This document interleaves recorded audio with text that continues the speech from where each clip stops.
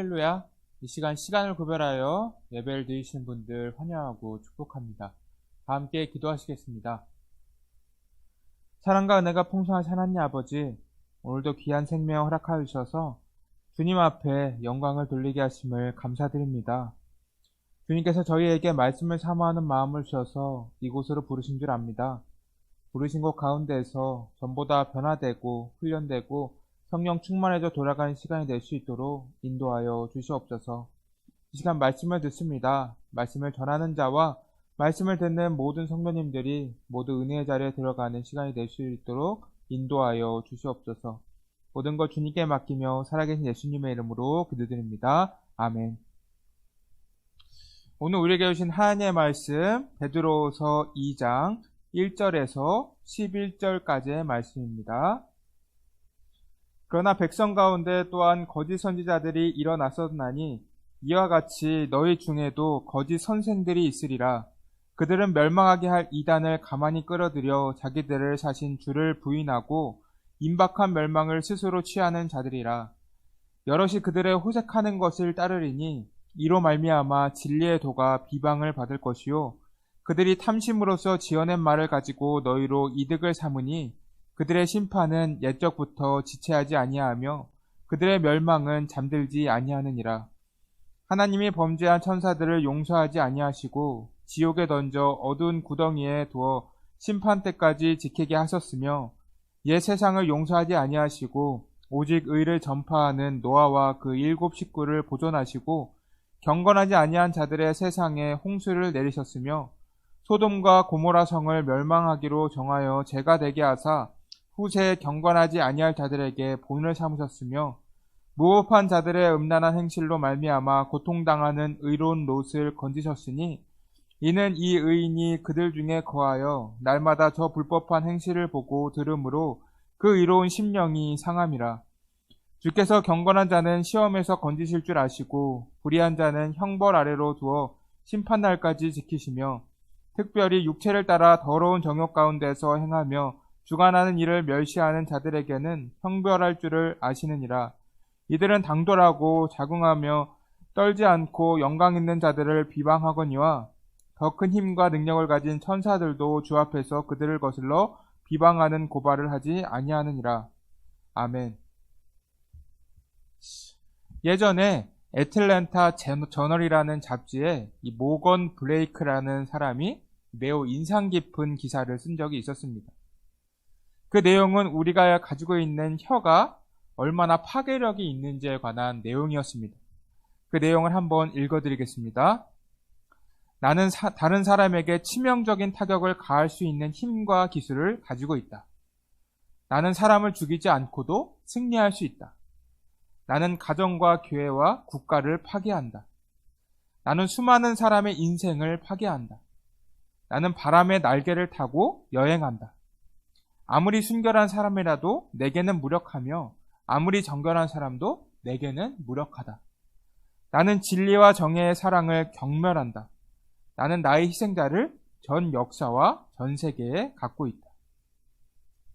이처럼 사람의 혀는 굉장한 파괴력이 있습니다. 만약 우리가 좋은 사람을 만나서 그 사람에게 말 속에서 선한 영향력을 받는다면 좋은 일이겠지만 반대로 악한 사람의 악한 말에 영향을 받는다면 우리의 삶은 악하게 변할 수도 있는 것입니다.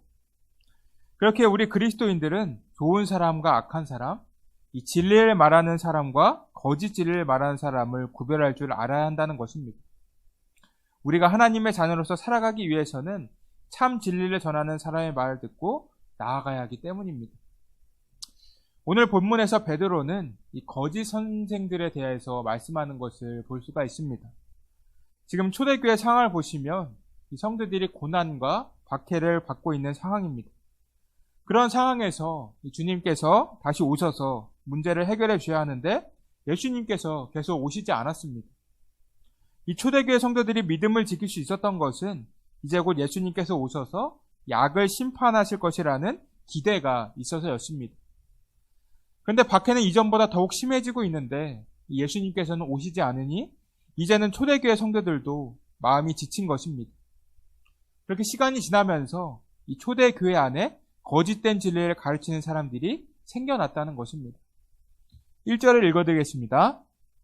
그러나 백성 가운데 또한 거짓 선지자들이 일어났었으나니 이와 같이 너희 중에도 거짓 선생들이 있으리라. 그들은 멸망하게 할 이단을 가만히 끌어들여 자신들을 사신 주를 부인하고 임박한 멸망을 스스로 취하는 자들이라. 이렇게 기록되어 있습니다. 여러분, 이 거짓 선생들은 현재만 존재하는 것이 아닙니다. 시대를 막론하고 계속 존재를 해왔다는 말입니다. 이 구약 시대에는 이 거짓 선지자들이 있었습니다. 그들은 하나님께서 말씀하시지 아니한 말을 이 하나님의 이름으로 전하였습니다. 또한 이 하나님의 참신전 선지자들이 심판에 대하여 예언을 하면 이 반대로 이 평안과 안전을 외쳐 이스라엘 백성들을 혼란스럽게 만들었습니다. 이러한 부분들이 거짓 선지자들의 특징입니다. 그런데 신기한 점은 백성들이 거짓 선지자들 더욱 신뢰하고 따랐다는 것입니다. 이 남유다와 북이스라엘이 서로 동맹을 맺고 이 아람과 싸우고 있을 때 북이스라엘에는 이 미가야라고 하는 선지자가 있었습니다. 이 선지자는 하나님께서 말씀하신 것을 그대로 전하는 참 선지자였지만 북이스라엘의 이 아합 왕에게 예언을 전했다가 이 감옥에 갇히게 되었습니다. 이 감옥에 갇히게 된 이유는 무엇일까요? 열왕기상 22장 8절 읽어드리겠습니다.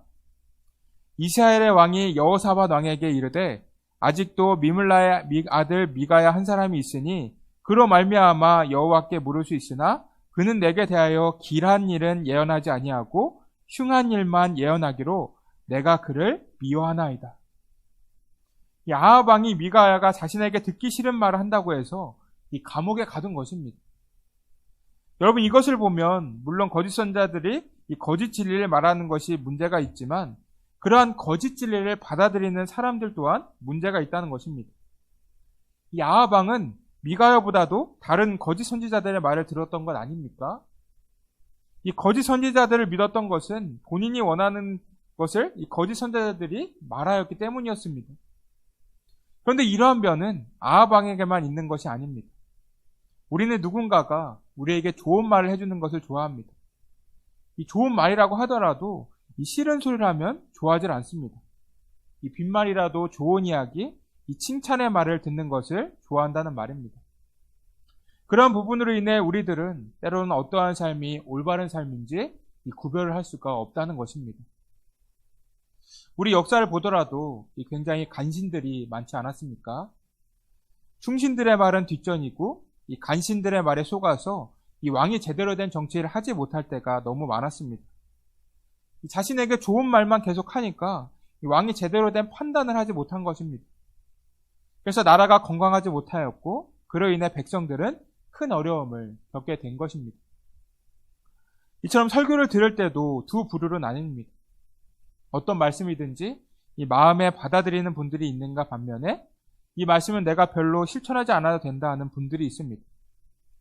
내가 들을 때 너무나도 불편한 내용이기 때문에 이 듣기가 싫은 거예요. 그래서 그로 인해서 설교를 전하시는 목사님들이 많은 어려움을 겪습니다. 이 굉장히 유명한 목사님이라고 해도 이 헌금에 대한 설교라든지 이 동성애에 관한 설교라든지 이 좀 예민한 설교를 하면 악성 댓글들이 많이 달립니다. 그래서 저도 때로는 이 설교를 준비하는 것 자체가 힘들게 느껴질 때가 있습니다. 이것이 하나님께서 말씀하시는 참 진리인데 이런 설교를 하면 이 세상에서는 비난의 대상이 되는 것이 아닌가 고민하게 된다는 것입니다. 그렇다고 바른 진리의 말씀을 전해야 하는 입장에서 안전할 수도 없는 것 아닙니까? 그래서 굉장히 설교할 때도 고민을 많이 한다는 것입니다.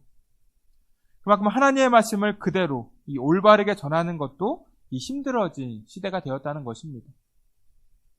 이 대부분의 분들이 유튜브를 본다고 했을 때도 이 본인이 좋아하는 채널을 많이 선호합니다.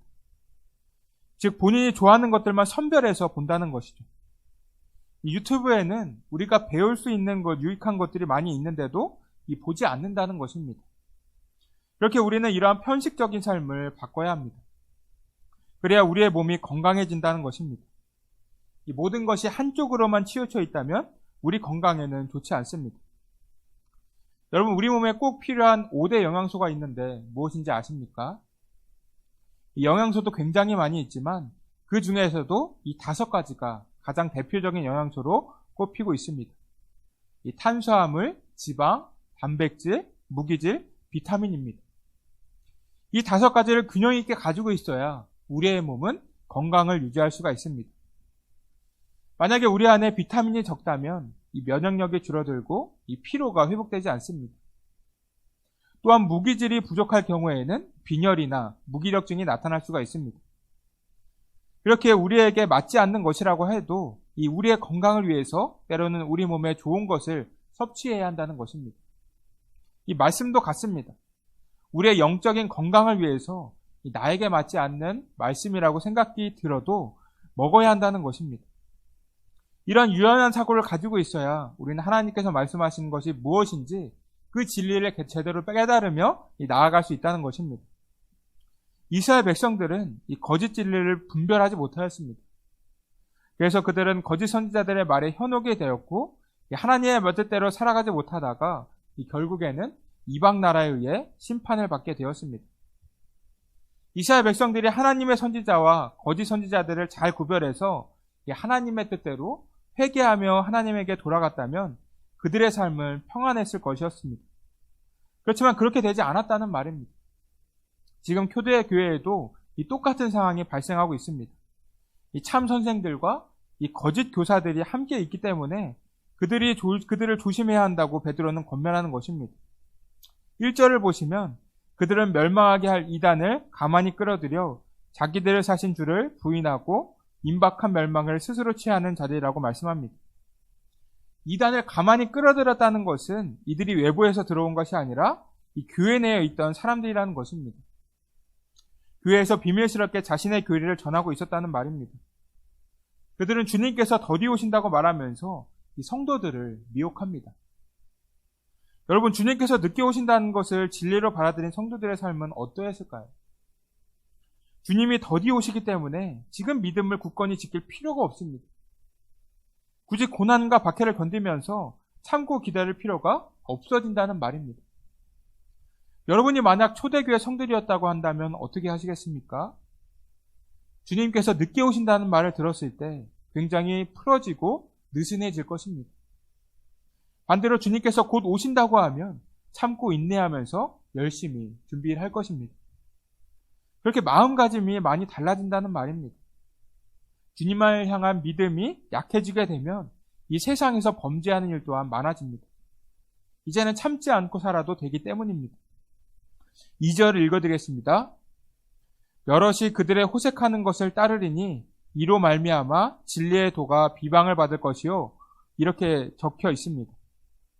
이 호색함이라는 것은 고삐가 풀리는 정욕적 무절제함을 뜻합니다. 더 쉽게 표현하면 성적으로 부도덕함을 저지른다는 말입니다. 이런 부도덕한 삶은 진리의 삶에서 벗어나게 되고 하나님께 벌을 받게 되는 결과를 초래한다는 것입니다. 하나님께서는 하나님의 자녀들이 이 세상과는 구별된 사람으로 살아가기를 원하시는데 이러한 덕이 되지 못하는 삶을 살아가게 된다면 하나님의 심판을 받게 된다는 것입니다. 여러분, 하나님께서는 죄를 미워하시는 분이십니다.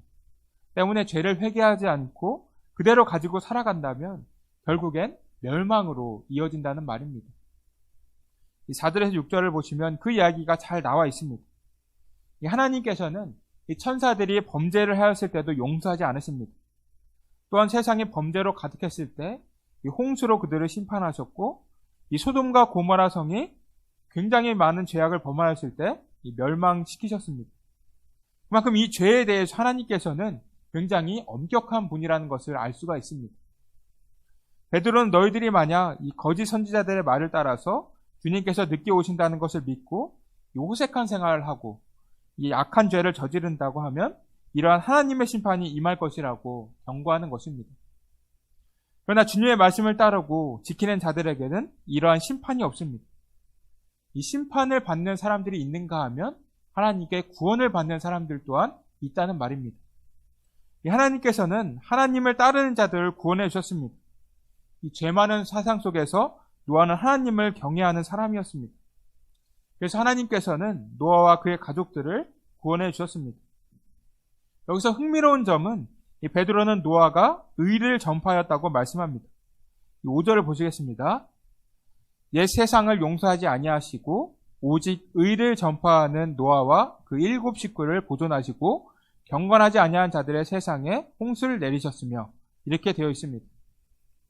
노아는 타락한 시대를 향해 하나님의 의를 전파하였습니다. 하나님께서는 그들을 심판하시기 전에 이 노아를 통해서 경고를 해주신 것입니다. 그러나 회개하는 사람이 없었고 그들은 심판의 자리에 들어가게 되었습니다. 이 두 번째로 하나님께서 소돔과 고모라를 멸망시키기로 정하셨을 때 의로운 롯은 건지셨습니다. 이 소돔과 고모라는 이 성경에서 하나님의 심판에 대해서 이야기할 때 많이 등장하는 도시입니다. 그만큼 하나님 앞에 큰 죄악을 범죄한 곳이 바로 이 소돔과 고모라라는 것입니다. 이 창세기 18장, 19장을 보시면 이 소돔성은 특별히 이 성적인 타락이 굉장히 심하였는데, 그러한 곳에 이 롯과 롯의 가족이 거주하고 있었습니다. 이 아브라함은 자신의 조카인 롯이 살고 있는 이 소돔과 고모라의 심판을 막기 위해서 굉장히 노력을 하였습니다. 그리고 하나님을 경외하는 의인 10명이 있으면 이 심판을 하지 않는다는 하나님 말씀에 이 안심을 하였습니다. 그러나 그 성은 의인 10명이 없어서 심판을 받게 되었습니다. 그렇지만 유일하게 의인이었던 이 롯을 하나님께서는 구원해 주셨습니다. 이 롯은 소돔과 고모라에서 이 하나님에 대한 신앙을 유지한 사람입니다. 그래서 베드로는 롯을 이렇게 표현하였습니다. 이 7절입니다. 무법한 자들의 음란한 행실로 말미암아 고통당하는 의로운 롯을 건지셨습니다. 죄악이 넘쳐나는 소돔과 고모라에서 이 하나님에 대한 믿음을 유지하는 것은 굉장히 고통스러운 일이었다는 것입니다. 롯은 그곳에서 굉장히 많은 시험과 유혹이 있지 않았겠습니까? 다른 사람들은 다 음행을 하는데 혼자 하지 않는다면 그곳에서 소외될 수가 있었을 것입니다. 본인이 하기 싫다고 해도 이 강제라도 해야 하는 상황이 있었다는 것입니다. 그럼에도 롯은 이 소돔과 고모라 사람들의 악한 행실을 따르지 않고 이 하나님의 자녀로서 믿음을 잘 지켰다는 말입니다. 그렇게 하나님의 자녀로서 살아가고자 했을 때 롯은 하나님께 구원을 받았다는 것입니다. 그렇게 하나님께서는 이 의로운 사람과 이 불의한 사람을 구별하신다는 것입니다. 우리가 하나님의 심판을 받지 않고 이 하나님의 자녀로 남아있기 위해서는 이 거짓 진리와 거짓 진리를 전하는 선생들을 잘 구별하며 나아가야 한다는 것입니다. 이 거짓 선생들은 우리들이 가장 약하고 힘들 때 우리를 미혹합니다. 이것이 사탄의 방식인 것입니다. 우리는 사람의 말에 굉장히 영향을 많이 받기 때문에 그러한 거짓 선지자들의 말에 넘어갈 수도 있다는 말입니다. 그렇게 우리는 성경을 많이 연구하고 열심히 기도하는 생활을 해야 합니다. 지금 우리에게 하는 달콤한 말이 우리를 멸망하게 만드는 말씀일 수도 있기 때문입니다. 그래서 우리는 말씀으로 바로 서고 이 기도의 반석을 쌓으면서 흔들리지 않는 믿음을 소유해야 합니다. 우리가 만약 거짓 진리에 넘어가며 살아간다면 우리 또한 하나님께 심판을 받을 수 있습니다. 반대로 우리가 참 진리를 향해 나아간다면 하나님의 자녀로서 롯과 같이 구원을 받을 수가 있습니다. 그렇게 진리와 거짓 진리를 구별할 수 있도록 우리 자신 또한 말씀을 열심히 연구하고 기도하는 노력이 필요하다는 말입니다.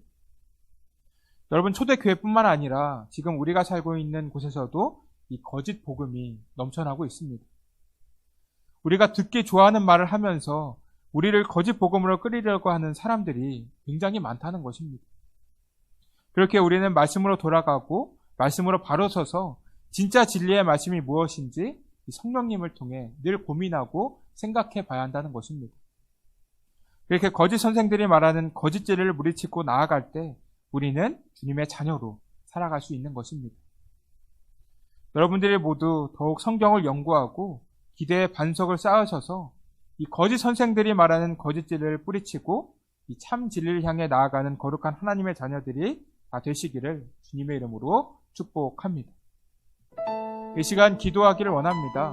첫 번째로는 우리들이 거짓 선생들이 말하는 이 거짓 진리를 잘 구별하는 주의 자녀들이 되게 해달라고 기도해 주시고, 두 번째는 우리에게 연락하신 분들과 하는 분들의 건강을 위해서 기도해 주시기 바랍니다. 마지막 세 번째로는 우리 다음 세대들의 믿음의 성장을 위해 기도해 주시기 바랍니다. 기도하겠습니다. 사랑과 은혜가 풍성하신 하나님 아버지, 오늘도 주님의 전에 나와 함께 말씀을 들으며 기도하는 시간을 가지게 하심을 감사드립니다. 주님, 저희가 오늘 거짓 선생들을 조심하라는 말씀을 나누었습니다. 주님께서는 저희에게 재림에 대하여 말씀하셨고, 저희는 주님의 재림을 기다리고 준비하는 가정 속에 있습니다. 하나님, 저희들이 믿음 생활을 할 때 거짓 선생들이 말하는 거짓 진리에 미혹되지 않고 나아가기 원합니다. 주님의 진리의 말씀을 제대로 깨달을 수 있도록 성령님께서 친히 인도하여 주시고 그 믿은 것을 잘 지키며 나아갈 수 있도록 함께하여 주시옵소서. 그래서 주님께서 언제 오시든지 간에 성령 충만한 모습으로 주님과 함께 기쁨을 누릴 수 있도록 함께하여 주시옵소서. 오늘도 주님의 은혜 가운데 기쁨과 평안이 넘치는 하루가 될 수 있도록 주님께서 인도하여 주시옵소서. 이 모든 말씀 살아계신 예수님의 이름으로 기도드립니다. 아멘.